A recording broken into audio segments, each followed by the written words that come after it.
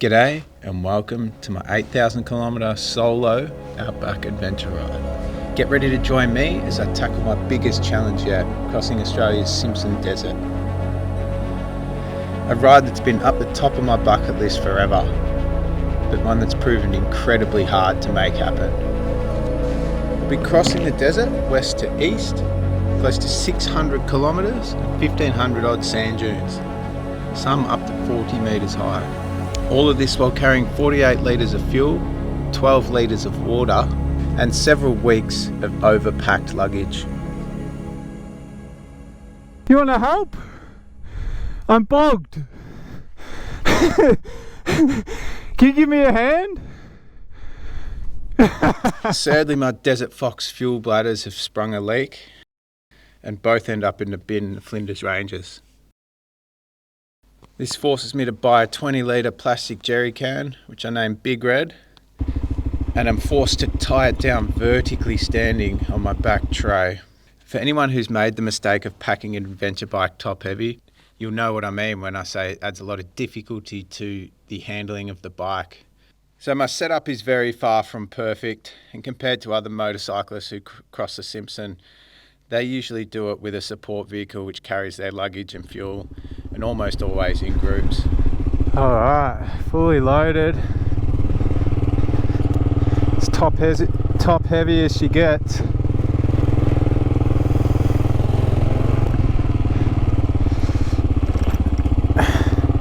And he reckons the track past Dalhousie, which is where I camped last night, is almost impassable, and maybe is impassable. I don't know. He said hopefully I don't get bogged in there. He reckons it's just wet, muddy clay flats with heaps of detours. So the other thing that we're going to come up against is the Ayre Creek flooding. So the Simpson's been shut for months because it's been flooded on the Ayre Creek near Birdsville, so you can't get through, so they've just closed it, that exit. And he reckons only one person's gone through since they've reopened it the other day, and he said it was waist deep. I said, can I get through? And he's like, I don't know. So cannot believe how bad this Mount Dare road is. What are you doing? You're circling me. Hey? Where'd you come from? You're adorable. Just want to give him a pat. See you, buddy. He looks like he wants to come. Yeah, he's coming.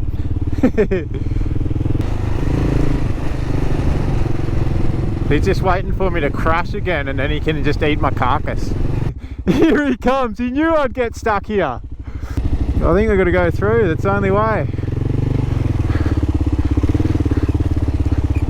We just paddle through. Then where do we go?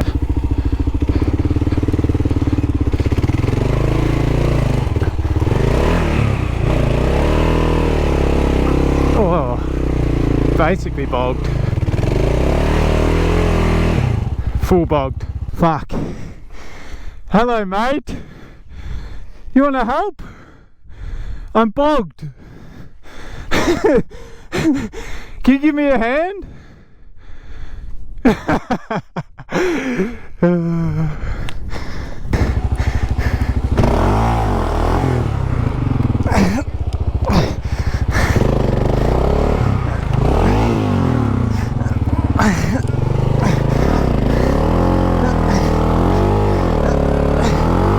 Full on.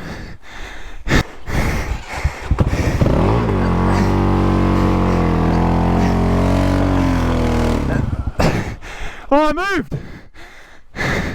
I moved, brother! Nearly there, huh?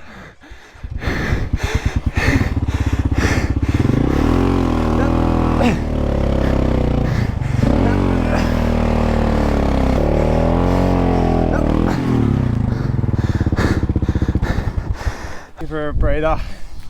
Might go for a walk, get some rocks, put some rocks in there.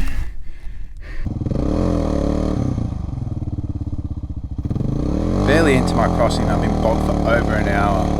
My little mate, the dingo, hung out the entire time and seemed to love when I chatted to him. My KLR is now completely caked with mud. Bit of extra weight in there. Oh. And I've still got to get across what is a very uncertain stretch of track. I think I'm going to have to just stop and do a full chain clean. It's going to be too hectic for the poor KLR riding on that shit. The tracks and terrain change quite fast, becoming very sandy and corrugated, rattling hard and wreaking havoc with the KLR. We've got our first little mechanical problem. This whole front end is just bouncing around. So one there that's loose. See in there, one of them, so I can get in there and then that should fix up all this head wobble. See that? It's just rattling around. Pretty happy that I got to it when I did, because it had rattled to, it would have been a quarter turn from the nut falling off, and had that fallen off, it's only 2 nuts and both of them were about to fall off that hold this whole thing on. The whole front thing would have just fallen off. It's such a bad design. They're not even lock nuts, and they had no Loctite on them. Unreal, and they're really annoying to get to. Let's get to somewhere where we can camp and then can just fix up all the other little things.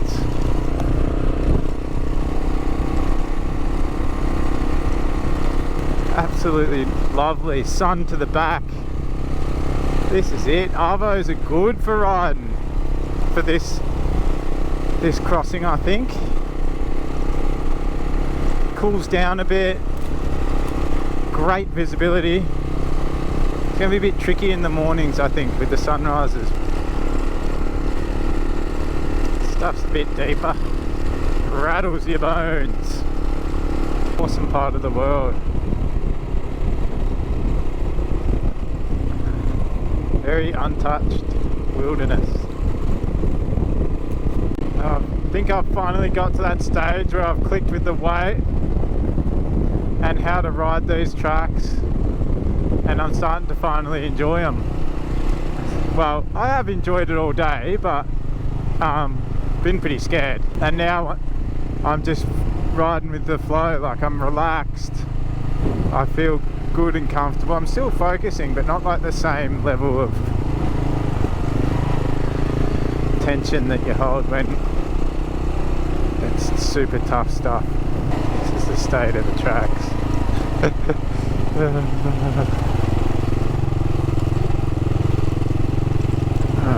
There's a deep rut. Oh, I'm grinding. Don't have the clearance for this ruttage. I don't think I can get out there. Locked in. Do a complete luggage revamp, so re-tie down, pull everything off. I had to move as much of water out of the big water bladder as I could because it sprung a leak already. Re-tie that up the front so I can keep an eye on it so I don't lose all my water. What else did I do? That's it, but we're running the clock now. It's gonna be dark in probably half an hour, and we're half an hour from Pernybore at least, I reckon. So yeah, I see what old mate at Mount Dare was talking about. It does send it, the detour sends you on a detour. It feels like you were doing full circles, then you pop back out on the track just past the little puddle or whatever the detour was for. It's really funny. And there were these dead ends on some of them too, and you come to this dead end and you could see the tyre tracks. Everyone goes there. Everyone's like, oh, dead end, U-turn, back on the merry-go-round. Okay, this looks a bit technical. Oi! Been trying to get my weight a bit more over the front when I'm hitting these like whooper bits and these ruts. Just the back, just if I'm leaned back like I'd like to be, the back just bottoms. Little jump. This is fun as.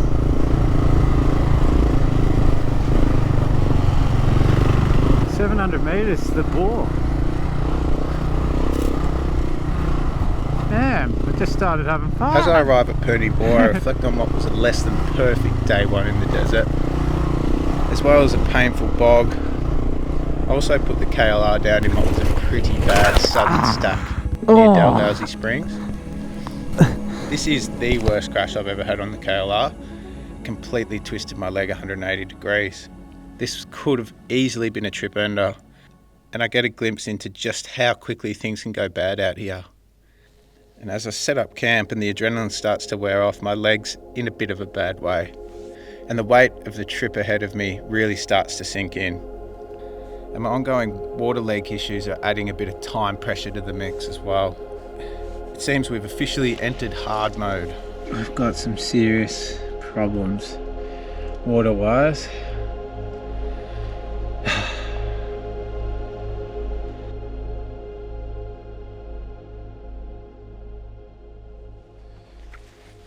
So sun's just coming up, just popping over the dunes right now.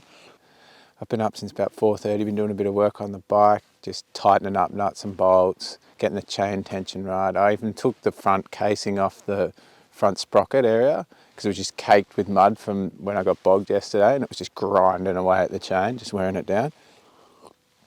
So I did that, gave the chain a cleaned the discs so they're going to be less squeaky, the disc rotors. Yeah, ready to roll, just enjoying a coffee and about to pack up and get over that dune into the Simo. Can't wait. Setup's as good as it's ever been. Everything's tightened, lubed. Alright, day 6. Well, I'm pretty sure it's day 6. Don't know. Bike's feeling good. I'm real happy with how I've distributed the water weight and all the other weight. Got some more petrol in the tank rather than in the big jezza. And the leg is feeling fine. No pain riding at all. Like, I know it's not right, but it doesn't give me pain as I ride. Epic. Last night I could not walk, I couldn't kneel down, roll over. Couple Panadols though, helped a lot.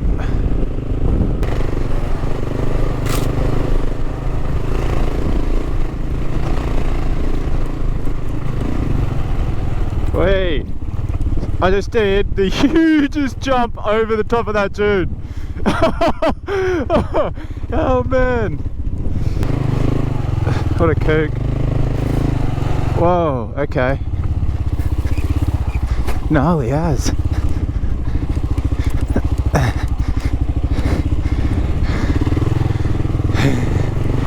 I knew it had to get hard at some stage. And we got another one straight after. Try not to fly over the top of this one.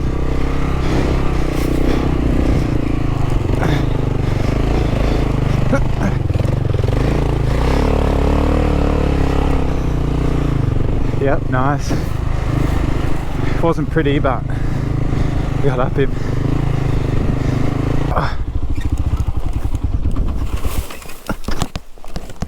Ah.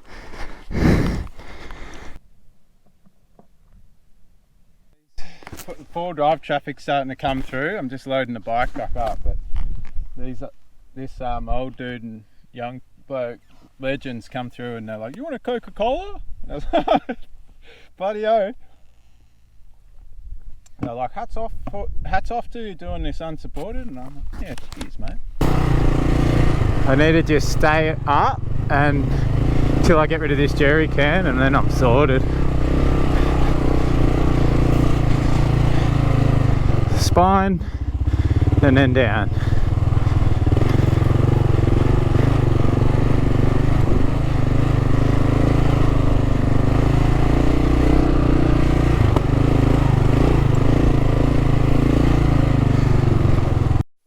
There's number 2. A foot stuck under there. I was just trying to cross over the rut to go down. Okay. This might be liftable. Give it a crack.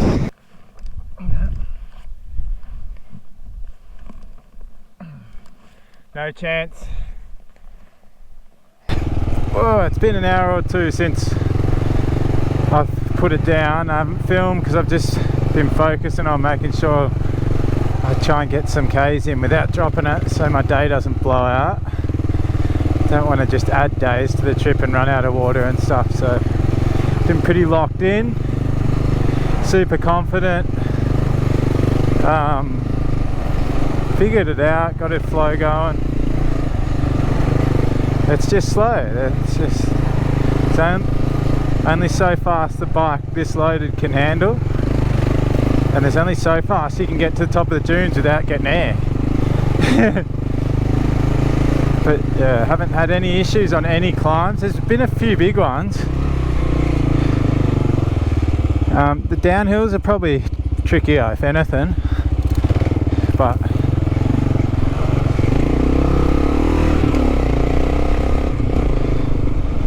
holding together. It's hot, it's heat of the day. Not sure what time it is, 1 o'clock, 2 o'clock or something. But the old French line, it's a tough one and hard to get a flow going.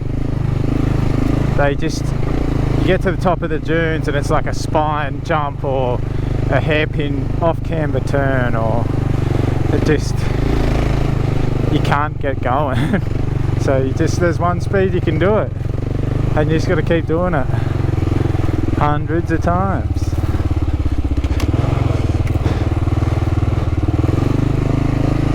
These tumbleweeds, so annoying. Yeah, you just got to find a way to do it that's sustainable for your energy, petrol, etc. When I did drop at that last drop, I actually did lose a bit of fuel, so there's even more incentive to not drop it. You lose a little bit of fuel each time when you're full.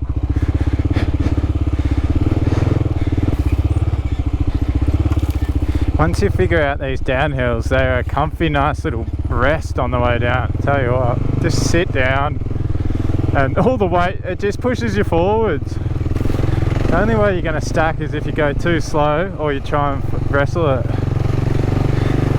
Crossing over the middle is a good way to stack.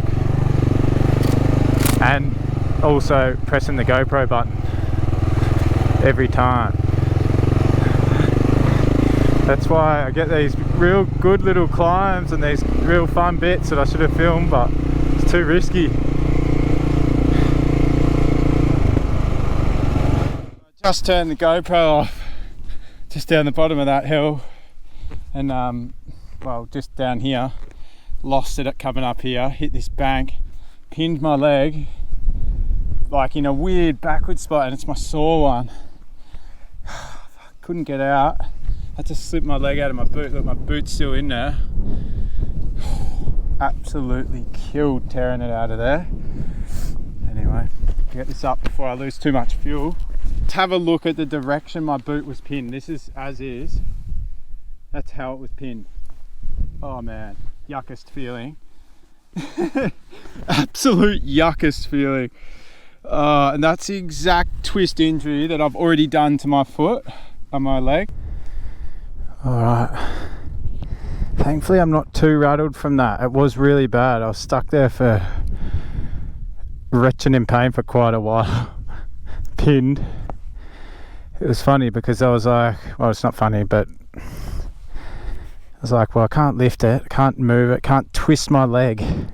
And I tried to start unloading stuff off, but all the tie downs are at the back. Oh, alright, don't do that again.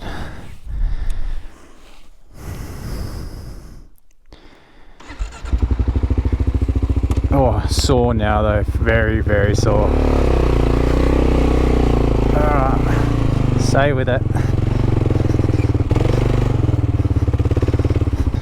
I know it's borderline catastrophic, but just move on. Can't dwell on it. Could have been bad, yeah, but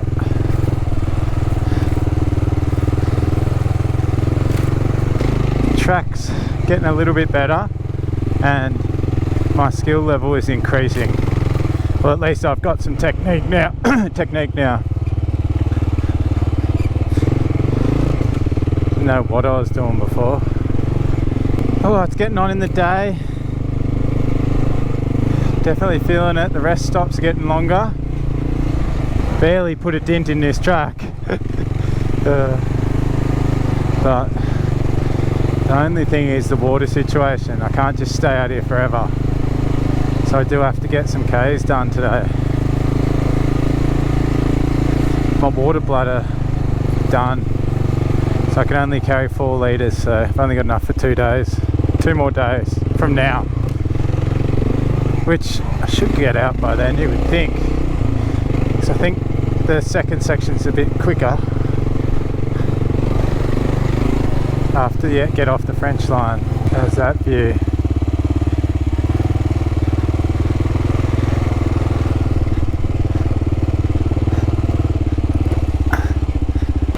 You gotta work for the beauty in here.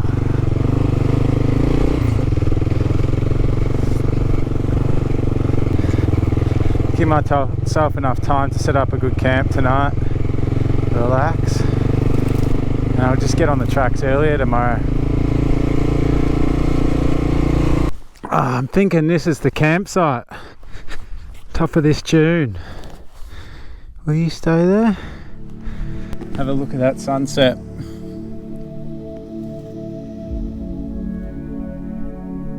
Sunset on the French line. Haven't seen anyone for 5 hours each way. So this is the camp. The end of day 2 in the Simpson, and after a huge day of riding, I'm still on the French line with a lot of riding ahead of me. So still, so warm. I'm just walking around in my jocks. It's 4:30. Packing up. I'm going to try and unbog the bike in the dark. Get it on the track, get it loaded. So I can go out, sun up. The plan is to get out of the desert today. The reason I want to get out is I don't have a lot of water left. I've got 2 litres left. Anyway, it's all part of it. The desert's really kicked into hard gear now, so. Just been waiting for it to get light enough so I can see the sand. It's pretty close now, so I'm going to start her up and get moving.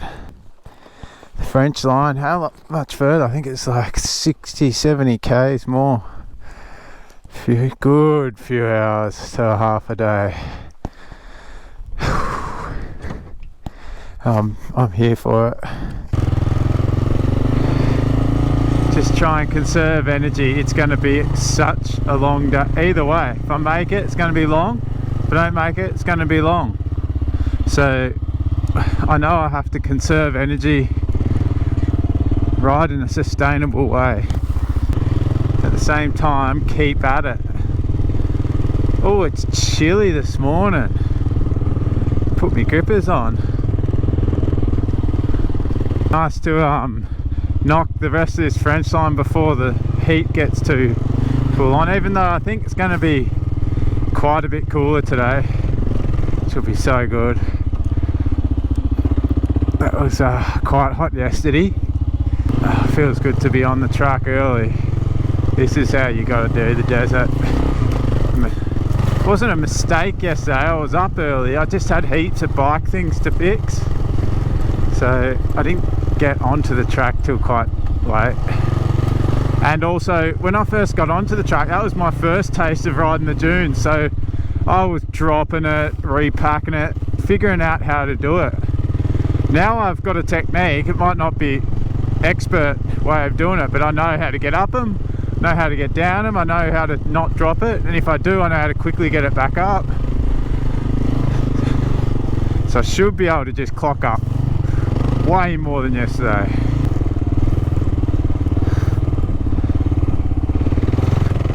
It's funny, I was stressing last night about how hard this was going to be.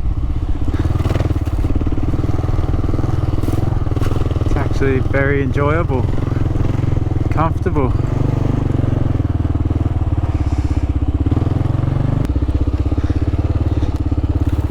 some flatlands. Look at that. It's flat as. Seemingly flat.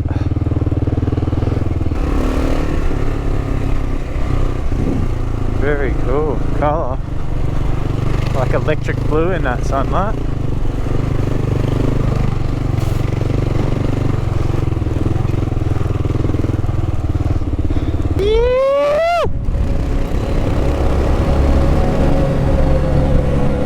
Oh, that felt good. Pull the throttle a bit. Forgot what that feels like. Oh. For KLR.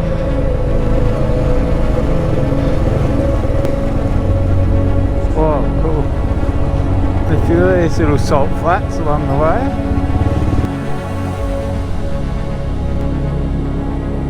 Lost my stuff, lost a tie down. Had to lug all my shit to the other dune. The whole system's wobbly now. It was bulletproof. That was such a bulletproof tie down through. Got me through the whole French line, not a single problem. Never loosened. And I was flogging and dropping and flogging. After digging myself out of the last bog, I'm really behind the 8 ball now. Some panic and negativity is starting to really creep in. This is cool. I decide I'm going to skip the walk out to Popple's Corner. I'm going to go there. I'm not going to walk down to see the post. No time for tourism. I've got to get out of this desert. And I don't really care about those things. There's the other one in the New South Wales Vic South Oz one. Did nothing for me when I visited that one. I know what it's going to be. It's going to be a little surveyor's point. It won't really change my life.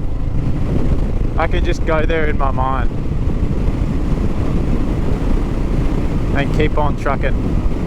Stop just before this climb, check the straps.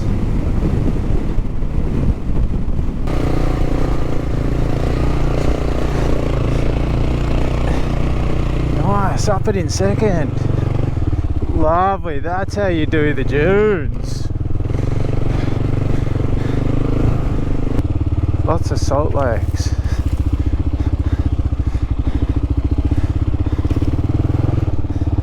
Oi. Oh. Follow the dingo tracks.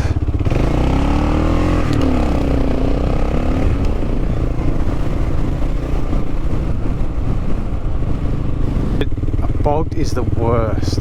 I don't want to get bogged again. Once is enough for the whole trip. Icy cold out here, that wind. That's what you want. It's like a steep climb over there.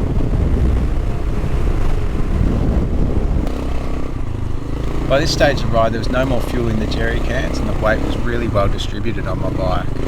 And the riding starts to become a lot of fun. Oh, that's better. This thing's starting to ride like her old self.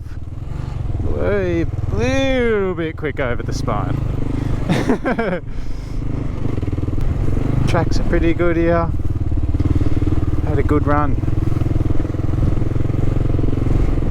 No traffic.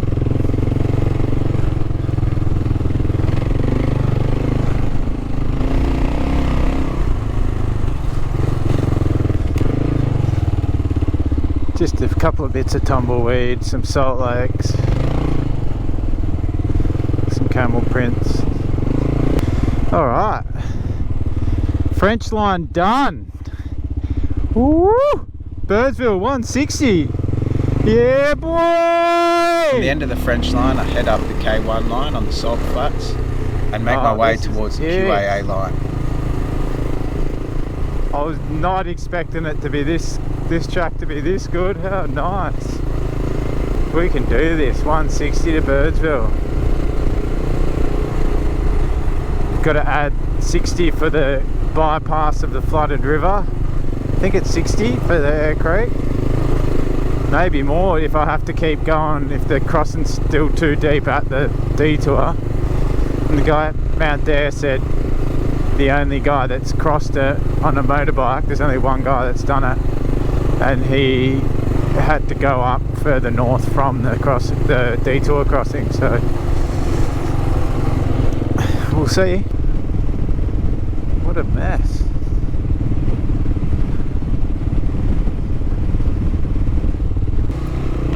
To my great delight, early on the QAA line seems to be a completely different ball game. Give it some. No more getting bogged. I'm gonna give it some up every June now. Give it a bit of pepper. Focused on just getting through, not bogging, not dropping. I'll be happy. The riding through here is just completely different. Climbs are easy, the downhills are easy, flats are fast. Just heaps better.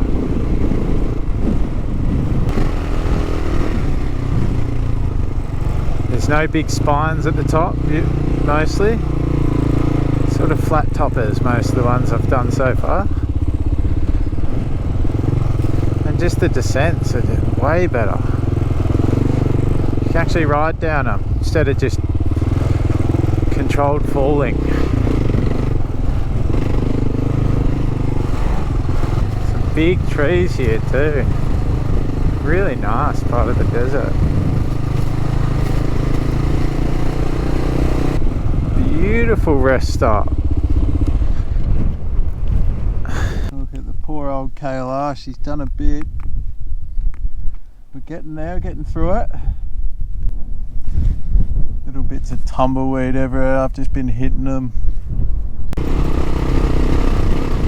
Steep and long.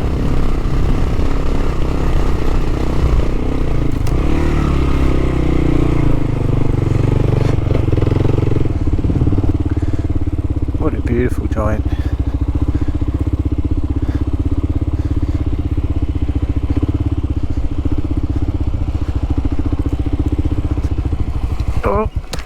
Oh, that was close. Good save.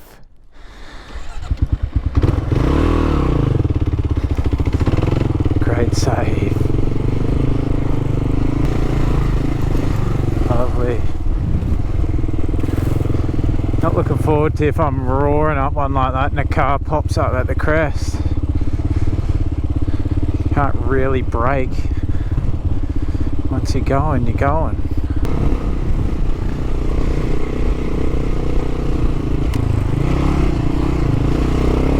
Come on. Come on, KLR. Oh, this one's tough.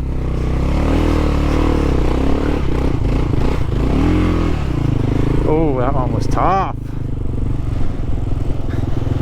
Ringed her neck. Oh, that was a big boy. Detour. Alright.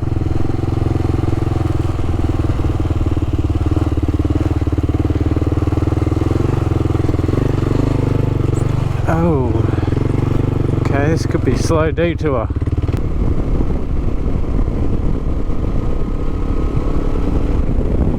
It's like a road.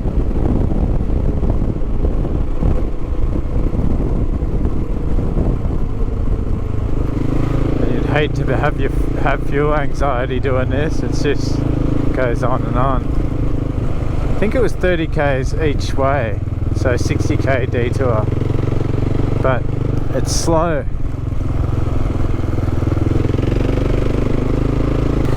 This is quite a tiring track to ride. If we can get across, and when we get across, however that may be, we have to do this all over again, going back south. Hopefully the track's better. The detour that I took wasn't the normal detour for bypassing the Ayre Creek when it's flooded, so I think that track was actually flooded as well. Been on this track for so long, just thinking, have I gotten lost? But I just saw it and I just went past another detour sign, so it gives me a little glimmer of hope. But this is insanely long detour. Heaps of fuel left, but not heaps of daylight left. The new makeshift track at times would disappear into the salt flats or dust, and I was starting to get a little bit worried. If you're gonna make me pick one, I'll have to take this one. It's ridiculous.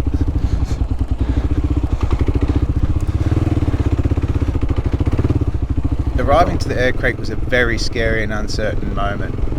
Several days beyond the point of no return, and the risk of a drowned bike out here for me would be a complete nightmare. God. Begin to search up and down the river for a better crossing with no luck. The sky that the Mount Dare guys said has crossed, I have no idea where he went, but I know it wasn't at the marked location. This bit's fucking borderline. Inside the main crossing's my only option. I go for a bit of a wade around in the river. Quickly realise that the base is a mix of mud, rocks, and some really deep and soft ruts. Oh, it's deep as fuck at the end there. There's absolutely no way I can risk riding this one, but I decide to walk the KLR through.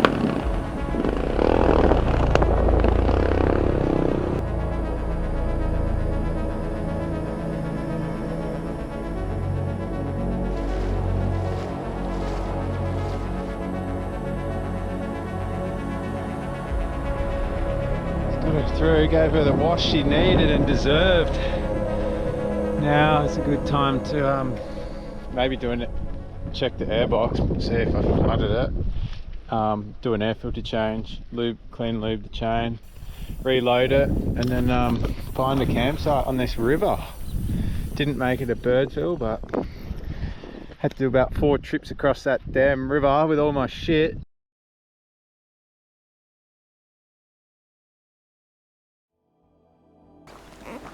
Day 4, and I've woken up in what is my favourite spot in the Outback so far. A beautiful little oasis with an abundance of water, green plants and bird life. The relief of having plentiful water recharges me, and I'm pumped up to tackle the last of the dunes, including the desert's largest, Big Red. Glad I got across that river. Last night it was like 3 or 4 degrees, it was 4 degrees on my thermo, and I checked it an hour after I'd been up. But it felt like it was 2 or 3 degrees in the morning, I reckon. Oh, that would have been a cold morning crossing. There was such a good campsite over the other side too. It was tempting, but yeah, nice to know. All the petrol's in the tank. A few hours to Birdsville. Pretty fatigued. Got on the bike, thought I was feeling fresh, and then just realised how big the last couple of days of riding have been on the body, and instantly had a saw this, saw that. Definitely feeling better than I felt the day after the little desert, so I've already built up some conditioning. They look so big when you first come up to them like this. Few big dunes today. This section of the desert is hands down the best part. Tracks are great, excellent run-ups, and the KLR's finally back to a normal, more rideable weight. Yeah, that one was big and whoopee. My suspension mods are really starting to shine. No one's come at annoying times on my descents yet. Pretty happy about that. Oh, this is deep, saying. Dunes are getting bigger and bigger, and I'm absolutely loving it as I draw closer to the edge of the desert and approach Big Red. Is that Big Red? 4 different options for the climb, it looks like. Wow, this is deep as. I don't know. We give it a crack. I don't know how fast you have to go, to be honest.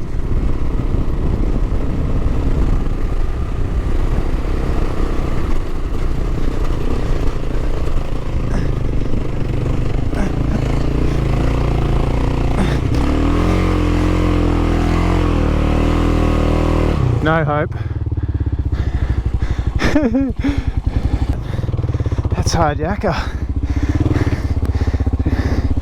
Pitiful effort. Oh well. Can't say I didn't try. Guess this is it.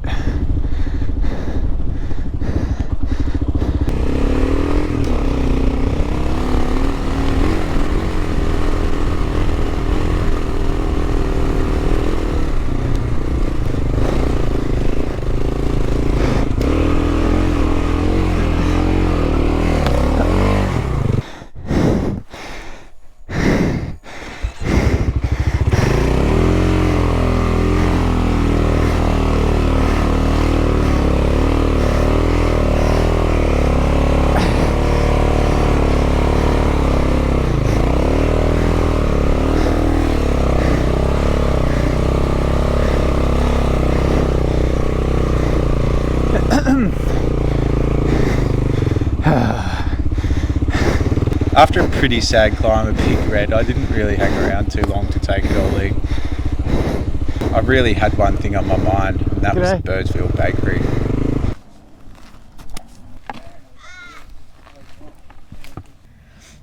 I celebrate the successful crossing with a curry camel pie, a can of Coke and a snag roll.